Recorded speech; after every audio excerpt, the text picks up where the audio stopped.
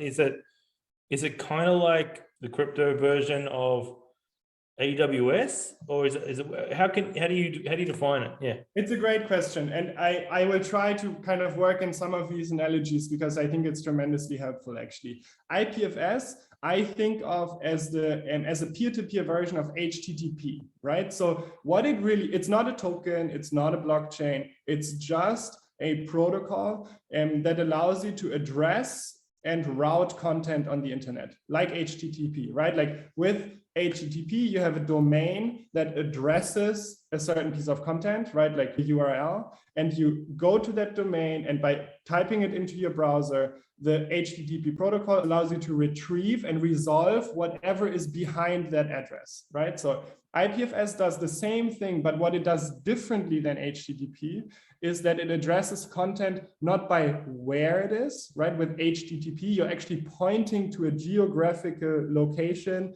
at some IP address, but IPFS addresses content by what it is. So it actually references a fingerprint of the file. We call that the content identifier. And then it can route to that content identifier regardless of where it is. Welcome to Dream Pushers. We connect you with Web3's vanguard, creators and entrepreneurs shaping the future.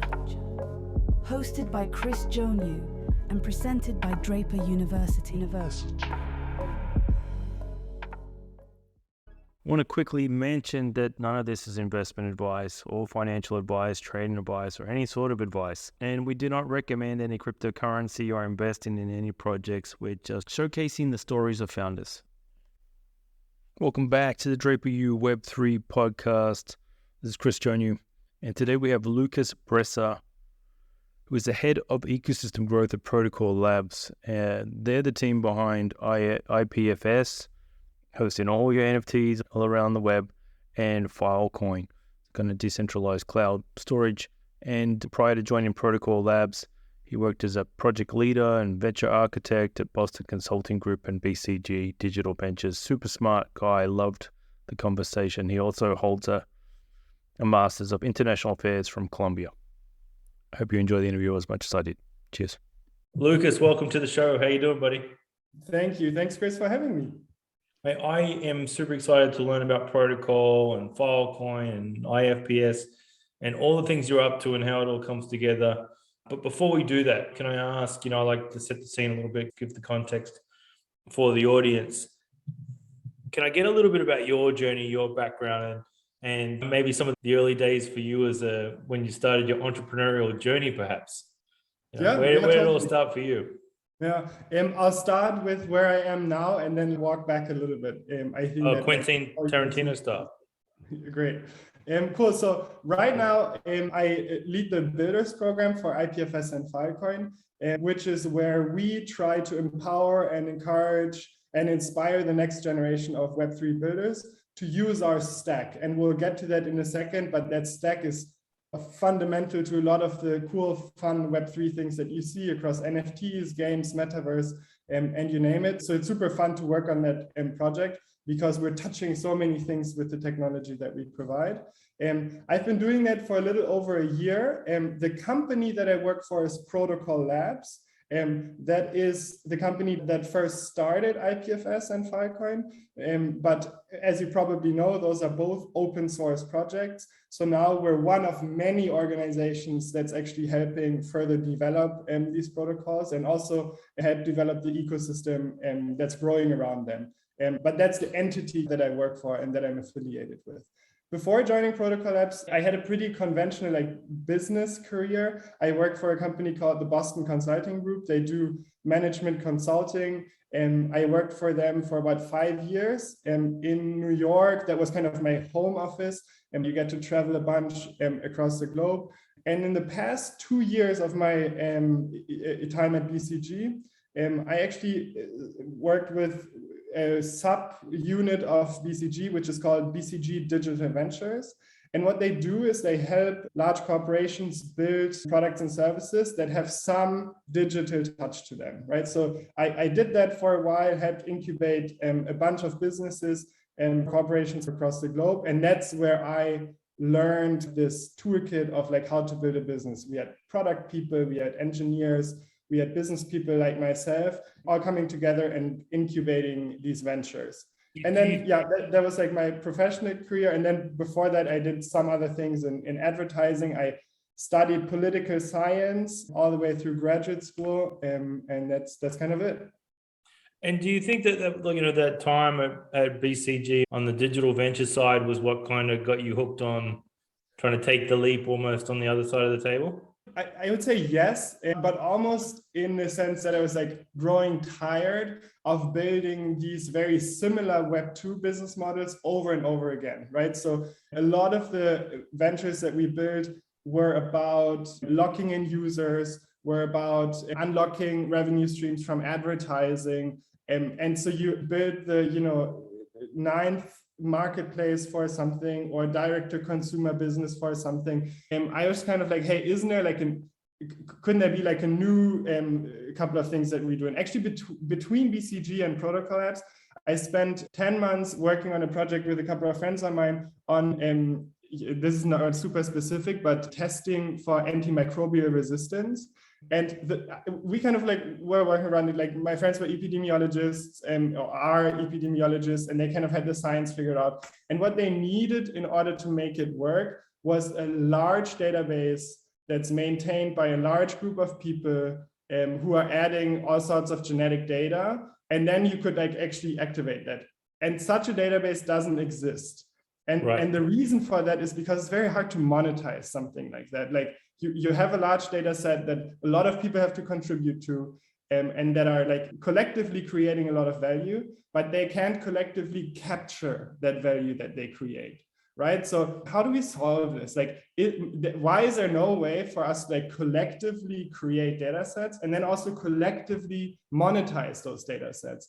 And that is something that Web3, I hope, will allow us to do, and maybe to some degree is already proving that it allows us to do it. You're right, like in Web2, you have these large data monoliths, Facebook, Google, etc., that are sitting on these data troves that they've collected from users, and they're the ones that are monetizing, and often with what sometimes is called a take rate of 100%, right? So they take 100% of the value that is captured by selling this data to advertisers. Sometimes it's a little lower. I think YouTube's take rate is 50%, where 50% goes to Google and YouTube, and 50% goes to the content creator. In Web3, you have take rates that are single-digit percentages, right? So you have new platforms where the creators create a lot of the value, and they're also able to capture a lot of the value that they create. And that is ultimately like through this scientific space, I was kind of like, okay, how do we build data sets that we can collectively monetize and put that into Google? It's like monetize data collectively, ownership, web, etc. And like, that's like Web3. So there's a whole investing in crypto, investing in tokens, and that's kind of what pulls people in. I had a little bit like I bought some Ethereum, but just like, hey, like let me like try this, like join the party. But I almost like then came at it from another angle, which is this like, okay, data ownership. And I was like, wait, hold on, like this is there's the crypto investment part, and then there's this infrastructure part that actually unlocks these whole new ways to create and capture value. And I was fascinated by that. Absolutely. For me, that kind of, I kind of same thing, been in and out of the space, and what you'd advise a couple of businesses and stuff. But for me, that was the kind of the emergence of art, and like with blockchain, I was like, that was it for me. And now I just love how that's coming together in ways for creators to make money, and kind of then 100% all in. And so, what did you find yourself, pitching more and more kind of Web3 solutions to clients at BCG before you did the jump as well? At the time, I think like blockchain was, they kind of jump on a buzzword and they're like, let's see if we can build a service around that. Let's see if we can sell a project around that. And BCG did try that with blockchain. And I think to varying success, I think there were some interesting projects that applied kind of blockchain technology in the space of supply chains. But I didn't really see I was out of, at that time, there wasn't like something that I was like particularly focused on. They did some interesting things around identity and digital identity. that I think also used a distributed ledger technology. But I didn't really see that might be different today, but I didn't see them really dive deep into Web3. And I think it's still new to a lot of the corporate clients that we would be working with then to think about things completely differently. So it's a very far departure, I think, from some of the business models that people are familiar with. And even for me, when I first joined Protocol Labs, and I now see a lot of the ventures that are in the ecosystem, a lot of them like, wow, this is a whole new way to think about business models and think about go-to-market. And a lot of the toolkit that I thought I had to kind of unlearn, or not unlearn, but like it just becomes less relevant, or you really have to challenge your perspective there. No. Yeah, I think that's the second thing for me, is just the business models that just couldn't exist in Web 2, and you're just like, and then just with super passionate founders behind them, just going, and you're just like, it's just contagious. And then, yeah, so did you? And there's business models, and there's also funding mechanisms that didn't exist. Right? Yeah. So you have all the things that you can do, and then there's all these ways that you can fund an idea, right? And suddenly things become investable, that before you'd be like, wait, like how would you invest in an idea like that, right? Like there's these super fun projects around public goods funding and retroactive public goods funding, and like finding ways to incentivize people to invest in building infrastructure or building public goods. And that's something that, you know, typically a venture capital fund or traditional business would look at, and like that doesn't really have a promising return profile. And suddenly you have these new funding mechanisms and way to think about how to source resources that completely change the game. And I find that fascinating. And there's also like a lot of energy, right? Like that's just like the fun thing. There's like people are coming in that, and you just, sometimes it's old ideas, but they're like, oh, like let me rethink this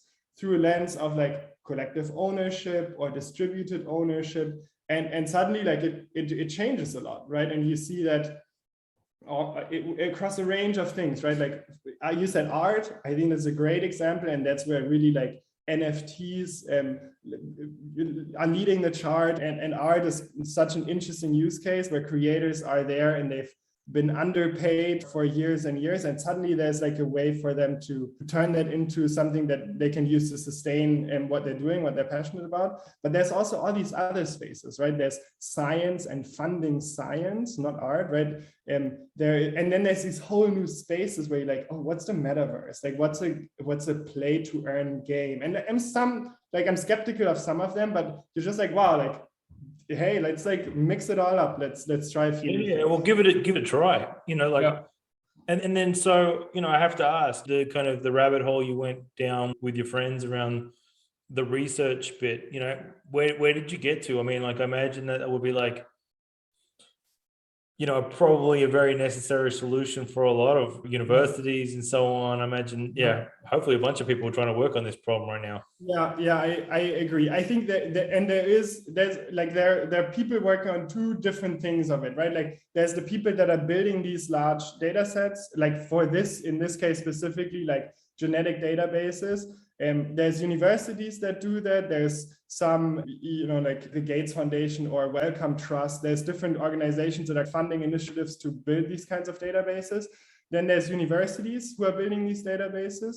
And so that's kind of people who are just building the data set, but not really thinking about, okay, how do we then distribute it? And then there's, which I would count myself as now, there's the people that are building the infrastructure that allows you to then take those data sets and put them on top of new rails that then allow you to secure different funding mechanisms or unlock that. And I think Filecoin and the upcoming Filecoin virtual machine will enable some of this around, like one of the buzzwords is maybe data DAOs. So right, there could be DAOs that form around a specific data set, and that get some kind of, you know, revenue from selling access to the data set or doing compute operations on top of the data set.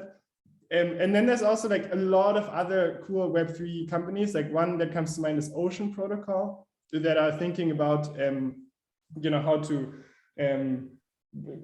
restrict access to data and use it to have a collective ownership of it.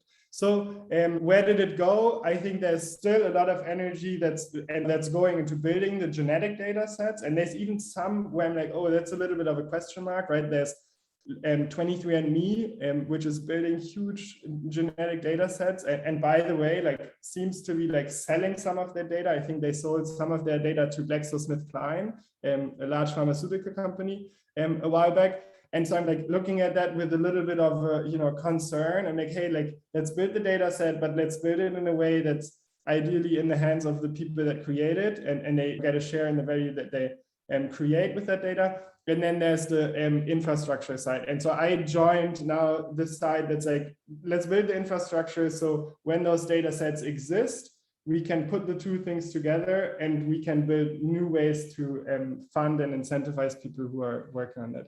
But antimicrobial resistance, like that topic specifically, it's still a huge concern. I think there's one projection that says it's going to be the leading cause, like bacterial infections are going to be the leading cause of death by 2050 or something. So I hope we can find ways to combat that. I think treating it with antibiotics is still the go-to way to do it, and we haven't really found a way to deploy antibiotics in a way that doesn't also build resistance across huge amounts of the population and ultimately furthers the problem of antimicrobial resistance. So yeah, that's the kind of an unsolved problem. And I hope like I'm now contributing by building some infrastructure around data ownership and that sort of stuff to ultimately help solve that problem too, along with hopefully a range of other ones too.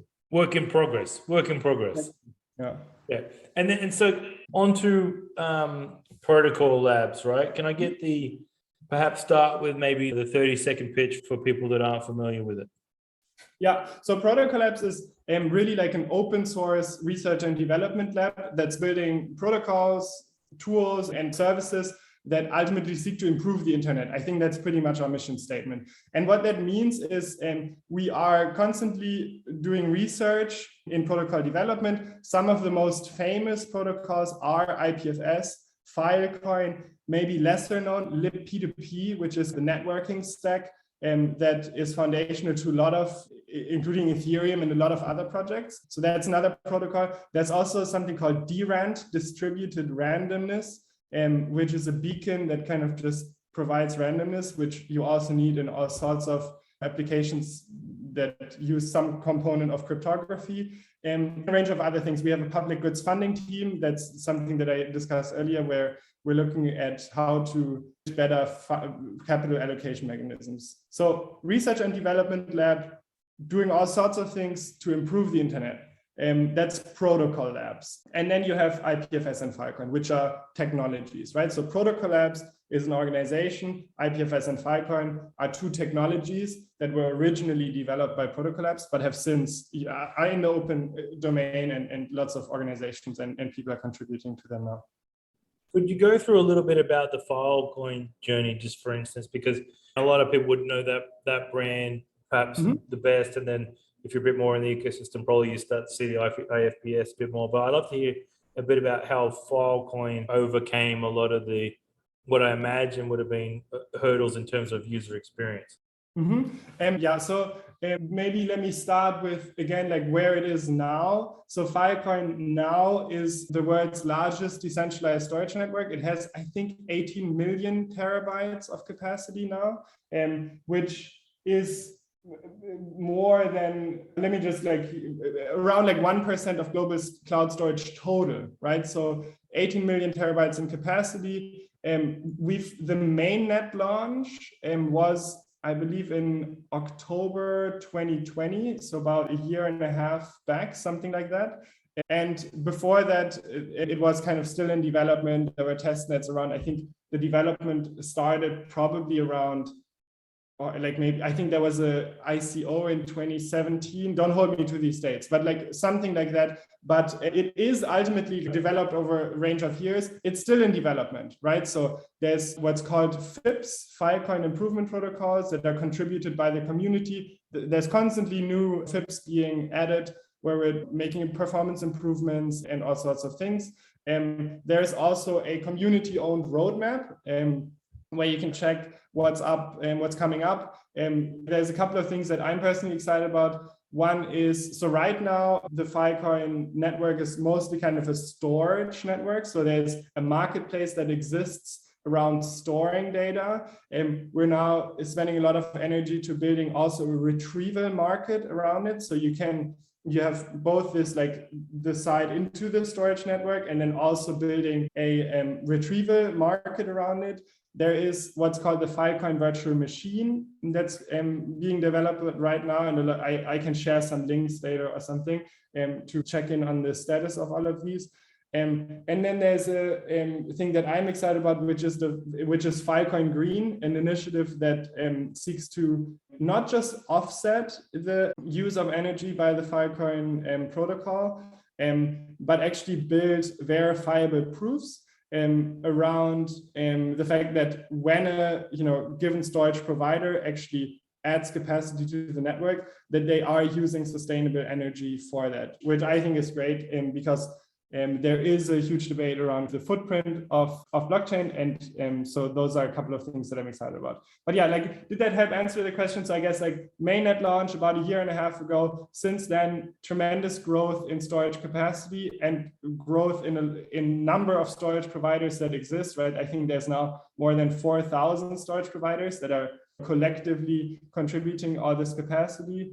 And lots of things that are continuously being improved in terms of performance, etc. And then a couple of big initiatives coming up: Filecoin virtual machine, retrieval markets, and Filecoin Green, which initiative that's already ongoing. Can you talk a little bit about the virtual machine? Because I'm curious as to how you're defining that and how it's going to be utilized. Yeah, so Filecoin is a layer 1 protocol, right? So it's not a token that lives on top of Ethereum or something like that. It has its own consensus mechanism, which is called proof of spacetime, and there's a couple of others. So it's slightly different. It's not proof of work. It's not proof of stake. It's kind of a version of proof of stake, to be honest. But that's like, I think, good to know generally. So you have a layer 1 blockchain that right now, the things that it can prove is that you're storing a certain piece of data for a given amount of time. With compute, you're adding the Filecoin virtual machine will be fully Ethereum virtual machine compatible. So with that, you'll have the ability to run smart contracts on top of the Filecoin blockchain. That just unlocks a whole range of use cases, right? Think about a blockchain that can store or that can reference and verifiably prove that a certain piece of data exists and that you're holding it, and then also run compute on it that's verifiable. I think that's just like, so now you have verifiable compute on a blockchain that also has tremendous storage capacity. And that is, storing something on the Ethereum blockchain is prohibitively expensive. So you just have limitations there, right? With what you can do. You can build all sorts of bridges, but having that capability all integrated in a layer 1 blockchain, I think will unlock tremendous value. Amazing. And then just kind of switching gears a little bit, I suppose, can you just kind of go through like a bit of the journey with the IPFS, and then I'm going to want to tie it together with obviously your role. But I'm just curious, like, did the team think it was going to be as big as it was? I mean, I hadn't heard of it, and it's like every single kind of NFT marketplace is using it, and I guess it's like maybe the developer choice. I don't know. Is it kind of like the crypto version of AWS? How do you define it? Yeah, it's a great question, and I will try to kind of work in some of these analogies because I think it's tremendously helpful. Actually, IPFS I think of as a peer-to-peer version of HTTP, right? So what it's not a token, it's not a blockchain, it's just a protocol that allows you to address and route content on the internet, like HTTP, right? Like with HTTP, you have a domain that addresses a certain piece of content, right? Like with a URL, and you go to that domain, and by typing it into your browser, the HTTP protocol also allows you to retrieve and resolve whatever is behind that address, right? So IPFS does the same thing, but what it does differently than HTTP is that it addresses content not by where it is, right? With HTTP, you're actually pointing to a geographical location at some IP address, but IPFS addresses content by what it is. So it actually references a fingerprint of the file. We call that the content identifier. And then it can route to that content identifier regardless of where it is stored, right? So the one good analogy I think is, think of how you tell somebody about a book that you like. You wouldn't tell the person, go to this store, go to the public library here, second floor, third shelf from the right, second book from the top. Like, you might show up there and that book is gone, and you never knew what it was. You just had its location, and then when you go, you get a 404, right? Like it's just not available. With IPFS, it's a lot more, it feels a lot more intuitive actually, because you just reference the book by its title, so to say, right? You say, hey, the new book by Obama, whatever. And then you can find that book wherever you want to find it, right? So you can go to the library, you can check in your backpack, you can go to the bookstore around the corner. What you're referencing the content by is by what it is, not by where it is. And that's what IPFS does. And with that, you don't have the guarantee that the book is actually available, right? You now know its title, but you don't know, you still don't know. You can ask the network who has it, right? And they might say like, it's in the bookstore, it's in your backpack, but there's no guarantee that it will be in the bookstore, and there's no guarantee that it will be in the library. And that's what Filecoin does, right? So, or actually, let me pause there for a second. Like, does that make sense? So addressing content by what it is instead of where it is. Yeah, absolutely. I'm loving it. So I got my sound bites. Great. So that's what IPFS is. And then what you can do is actually, when people say like hosting a website, right? Like that's what you do in HTTP land. Somebody is hosting a website. So when you type in the domain, it actually resolves to something and you don't get a 404. In IPFS land, you call that pinning, right? So somebody will pin a file to the IPFS network, which means it will be retrievable from one node or from any number of nodes, right? Whoever has it pinned is theoretically able to provide that file to you. Now, the problem with that is like hosting and pinning stuff costs money, right? Like some even small amount of money for building the infrastructure, having an internet connection, all of that.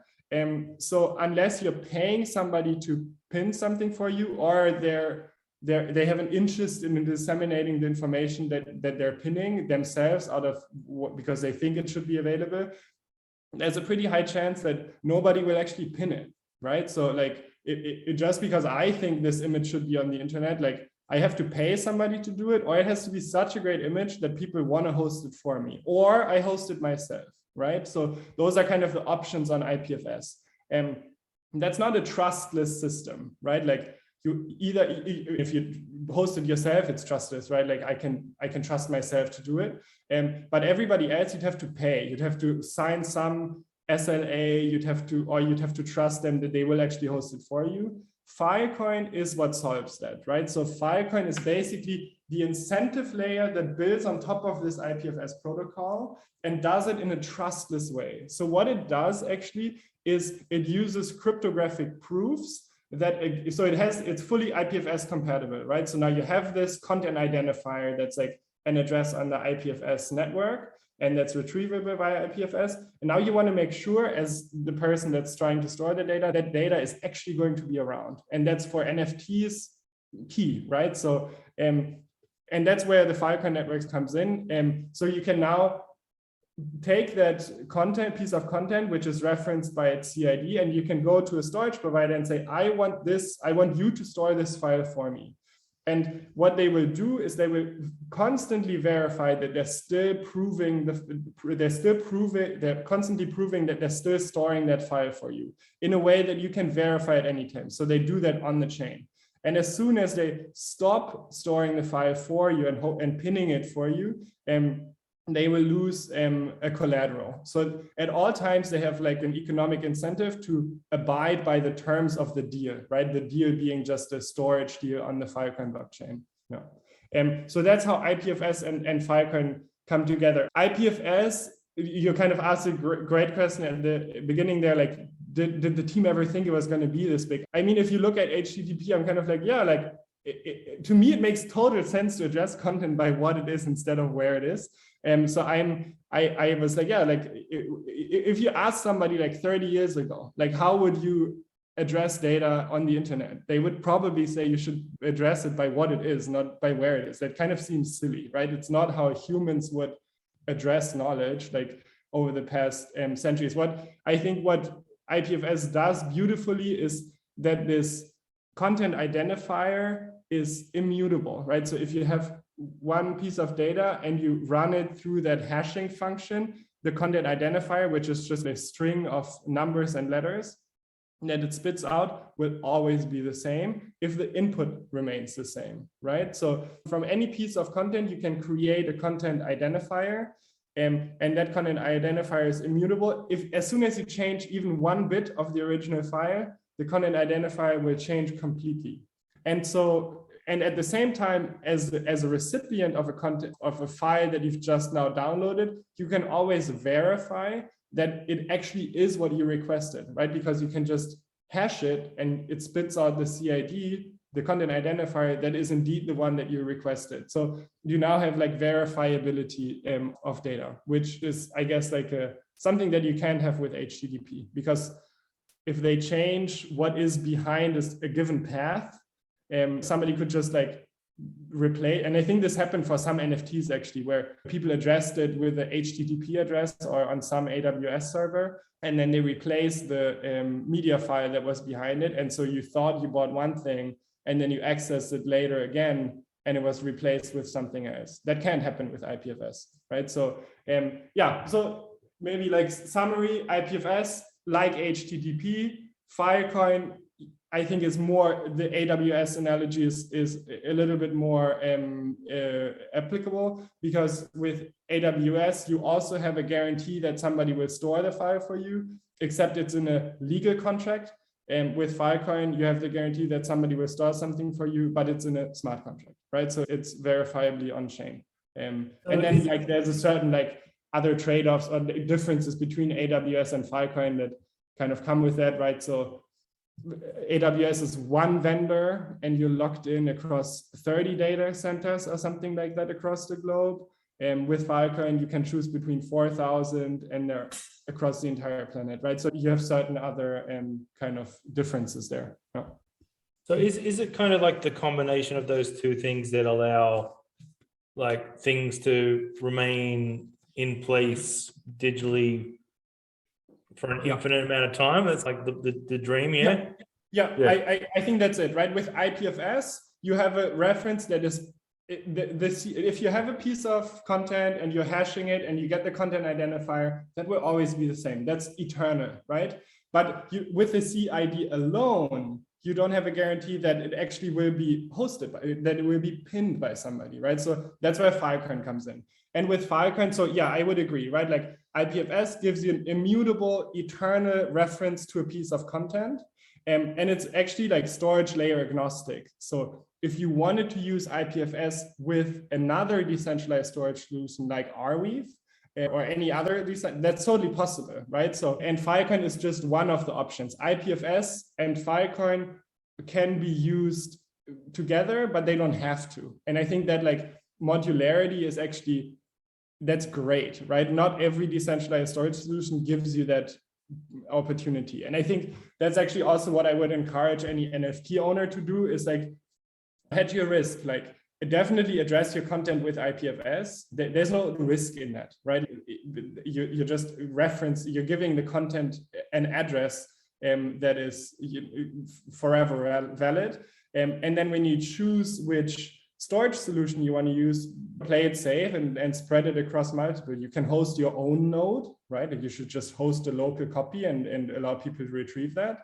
Might give you a little bit of performance issues, right? Because you're the only person that's hosting that file unless you pay somebody else to do it. Use a pinning service, and there's a bunch of them, Pinata and others that are pinning data for you, or use the Filecoin network. And there's a couple of actually services that Protocol Labs developed, one of which is NFT.storage. And what it does, it will give your NFT a content identifier. So it will address it on the IPFS network, and then it will pin it to the IPFS network across 6 different nodes, I think, or maybe more. And at the same time, it will also create a backup to the Filecoin network and ensure that backup is perpetually renewed, right? So you have it pinned on IPFS and it's retrievable, and you can host it on your own node too. And at the same time, you have the peace of mind because you're actually also backing it up to the Filecoin network, where you have this cryptographic guarantee that the file is actually still stored. And if all things break and like nobody pins it anymore, you still have it saved on the Filecoin network. We can't have the Mona Lisa go down, right? Exactly. Exactly. And if that's what you're in for, right, you just want to protect your piece of art, your NFT, or whatever other digital object you have, address it on IPFS, and then store it across a number of different storage solutions, one of which I like, but I am obviously like biased there, but is the Filecoin network, because I think like those cryptographic guarantees, you have the carrot of getting block rewards, and you have the stick of losing the collateral as a storage provider. So you stand a pretty good chance, I would say, and by pretty good, there's a very high economic incentive to keep the data stored. Can I ask now, just like, as I'm hearing this stuff and it's really phenomenal, can you just maybe talk a little bit about like the founders and the innovation process? Or is it some of this stuff that like, where, I don't know, is it like a group together, having a few drinks, and there's this kind of concept that evolves, and then you've actually got the people that can deliver on it? I'm just like, it's just kind of mind-blowing how this comes to fruition, and then like plays like beautifully like a symphony in real life. I'm just curious as to I mean, what I'm almost like even more impressed with I'll tell you a little bit kind of about the original story and what I know about it, but the fact that there is now a community of thousands of people that are collectively maintaining it, that's kind of insane, right? And that's not even just like a small group of brilliant people. There's now like 10,000, maybe more people that are like, hey, like I'm interested in this. I think it holds a lot of value. Let me contribute to this, right? Like the beauty of open source. I think that's like a whole other layer. But like the original story, so IPFS has been around since 2014. And once again, it's not a blockchain, right? It's not actually anything particularly crypto. It is, I would say, Web3, right? In that it helps break free from a centralized internet model where you have, central nodes that hold a lot of data, to something that looks a lot more decentralized, where, you have this kind of distribution of knowledge across the network and trustlessness. But the original IPFS, which by the way stands for Interplanetary File System, and I'll actually like do a little side note there in a sec why interplanetary, because I think it's kind of cool. But yeah, it was started by somebody called Juan Benet. He's a computer scientist who was, I think, at Stanford, and I think his interest really came from securing academic papers, and addressing academic papers in a way that would make them immutable, so you could make sure that they haven't been tampered with, that the results haven't been tampered with, and all of that is what IPFS gives you. And the Filecoin network just kind of flows from that, right? So if you think through IPFS and the problem that you don't have a guarantee that somebody will pin it for you, then you have to think about, okay, like how do we build something on top of it that is kind of trustless. The original team is still around, they're still contributing, right? That they're now one of many, and they don't necessarily work at Protocol Labs like some of the key contributors. But yeah, I mean, for the longest time, I think Protocol Labs had around that organization had maybe 50, 60 people working there, pretty engineering heavy. But over time that grew, but it wasn't a big team in the beginning. I agree with you that it's a pretty cool thing to come up with, to think about, okay, what's actually wrong with the internet fundamentally? And I think the fact that we location address things instead of content address things is the root of a lot of problems, right? Because if you location address, you create opportunities for people to gate a specific location, and that's what all these data companies do. And then you're the one that's gatekeeping and that can take data and monetize it or not do that. And so a lot of business models that I dislike, around the monetizing attention and selling it to the highest bidder, and flow from this fundamental flaw that we location address stuff on the internet. So it's cool to be okay, let's boil it down to first principles and then change it and switch to something that's content addressed. And then let's grow that and see what happens to the internet if we do that. And then now we're here, right? Now we're in Web3 and we have all these interesting and fascinating new projects. But yeah, a small team at the beginning that did a lot of thinking around first principles and fixing what's fundamentally wrong. And then with a lot of stamina, just kept trying to solve very hard problems in cryptography and all of that. And that's why Protocol Labs is a research and development lab, because to build all these technologies, you need to solve a lot of other hard problems like randomness, which is why the distributed randomness beacon exists, and all sorts of other things that they invented while they were flying the plane and still building it. And it's pretty impressive. Yeah. So can I ask now, I guess zooming in on your role, right? And so that is then, obviously the passion is obvious. You have these great products and you're out in market essentially trying to build community and onboard developers primarily for these products, correct? Yeah, exactly. That's the role.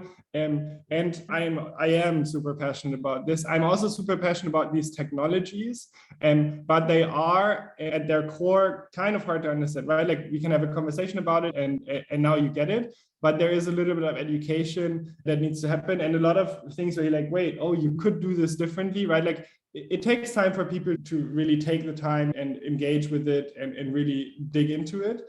And that is a luxury that we don't necessarily have, right? There's probably a small, or maybe I don't know how small, but some group of people that genuinely can get excited about a piece of technology. But I think there's a much larger group of people that can get excited about the types of use cases that technology enables, right? So people, I think about a car or something, people don't get excited about how the engine works. They get excited about what the car can do and where it can drive them, right? So I think this is a little bit where my role, that's I think one of the key challenges, how do I get people excited about the technology? What's the car, right? What's the thing? And I think there's a few things that we're seeing now. NFTs and art are something where, I get it. And then from there, they kind of okay, IPFS, what even is that? How does that work? Or gaming, or metaverse, or decentralized science. So finding those use cases, I think, is key. But yeah, that is the role. Is I always like to think we're not selling anything, right? There's no revenue associated with the type of work that I do. I'm just trying to get people excited about technology, and what they pay with is not their money, right? To use it, they pay with their time, right? So I'm basically trying to get people to dedicate their time to building great products and services that use these technologies, and kind of helping them really get excited about the opportunities that it creates, which is why we have this Builders program, which is all about sharing with people what opportunities exist if they make the leap. And there is a lot of opportunities, right? For hackathons, we run around 5 hackathons a month, or we participate in 5 hackathons a month. And that's a super easy way, or even earlier, right? Education programs, just check out the the YouTube programs or the curriculums that we have put online, NFT school, proto school. There's a ton of learning resources out there that can get people excited. Then we run these hackathons, 5 a month. Super easy way to just get your feet wet a little bit, meet interesting people, learn something new, and maybe build a little prototype. Then we have the grants program that some of the hackathon participants graduate into, where we try to help them, take their project and build it out a little further, give them a few resources that keep them going for a few months, and kind of build on top of the nucleus of an idea that they have. And then we have the accelerator programs, where we also run several a year with partners like Techstars, Techion, etc. This is an opportunity for people over the course of 8, 10, 12 weeks to take their project that either comes out of a hackathon or out of a grant program or both, and turn it into a true venture, right? That is pitch ready and that they can, at the end of their accelerator program, take to a demo day and present to investors and really turn it into a startup, right? So what we're trying to do with this builders program is just making building super easy and creating a path for people that's just rich with opportunity, right? And even if you break off of it, we recruit people who maybe don't want to start their own business. They can go into our talent pool and we try to place them with companies that are a little further, or maybe they find another ecosystem and they build something on Polygon, or the other way around, right? Or Near or Hedera or what you have, you name it. But like I want our program and our ecosystem to feel super welcoming, super inclusive, and just like a great way to get started. And that's kind of what I'm trying to work towards. Lukas, yeah, really incredible. Loved every minute of the conversation. Thank you very much for jumping on the call tonight. Yeah, thanks so much, Chris. Thank you. Thank you for joining Dream Pushers. Inspired. Subscribe and share. With dedication, craft your legacy. Push boundaries.